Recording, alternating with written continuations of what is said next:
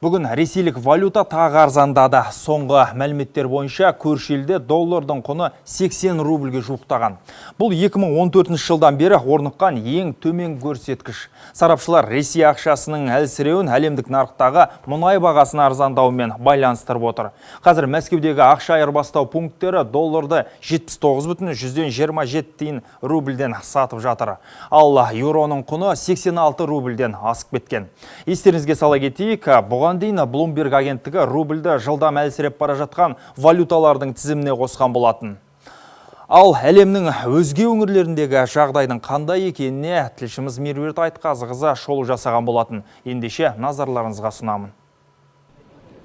Жаһандық нарықтағы тұрақсыздық пен экономиканың құлдырауы Францияны да тығырыққа тіреді. Әсіресе елдің әлеуметтік секторында жағдай қиын. Бұны ел президенті Франсуа Олландтың өзі ашық мойындады. Елде жұмыссыздық белең алған. Қазіргі таңда екі қолға бір күрек таба алмай жүргендер саны халықтың 10%-на тең. Бұл шамамен 3,6 миллион адам. Мәселенің түйткілі кәсіподақтар мен мекемелердің жабылуы және аз ғана еңбекақыны қанағат қылатын босқындардың көбеюі. Енді онымен күресу үшін 2 миллиард еуро жұмсау көзделіп отыр. Жаңа жұмыс орындарын ашатын кәсіпкерлер үшін субсидиялар қарастырылған. Алайда бұл қаражат мәселені тұтастай шешуге жеткіліксіз дейді ол.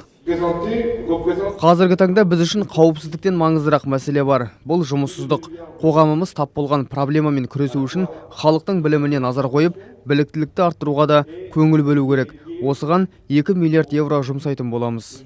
Жұмыссыздық Ұлыбританияға да қауіп төндіруде. Мысалы, құрыш өндірісінің алпауыт атанған Ұлыбританиядағы Tata Steel компаниясы шығынға белшесінен батқан. Болат өндіруші кәсіпорын өткен жылы 1200 қызметкерін қысқартқан көрінеді. Бірақ жағдай оңалмаған. Сондықтан тағы 1000-нан астам жұмыс орнын азайтуға мәжбүр. Компания шығынының көбеюіне экологиялық залал үшін салынатын салықты әсер етуде. Алайда жаһандық тұрғыда бәсекеге қабілеттілігіне күмән келген корольдіктің өз уәжі бар. Олар әдеттегідей басқа Жағдайдың ушығына Қытай кінәлі. Себебі мемлекет Ұлыбританияға келетін арзан болаттың негізгі экспорттаушысы.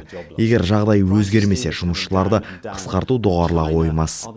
Корольдік кінә тағып отырған Қытайдың жағдайы мәз емес. Ел экономикасының өсімі 25 жылдағы ең төменгі көрсеткішке ие. Елдің статистикалық бюросының мәлімдеуінше, әсіресе елдің өндірістік саласы бұрынғы қарқынын жоғалтқан. Өнімдеріне ішкі нарықта да, сырттан да сұраныс азайған. Табыс азайған соң сәйкесінше мұнайдың ең ірі импорттаушысы да сатып алатын қара алтын көлемін шектеуге мәжбүр болған. Бұл әлемдегі мұнай бағасының арзандауына да әсер етті. Ресми Бейжің көп ұзамай Сауд Арабиясы, Мысыр және Иран билігімен энергетикалық қауіпсіздік мәселесін талқылайды деп күтілуде. Бұл өз кезегінде мұнай бағасының біршама өсуіне оң ықпал етеді деген болжам бар. Меруерт Айтқазықызы, қорытынды жаңалықтар.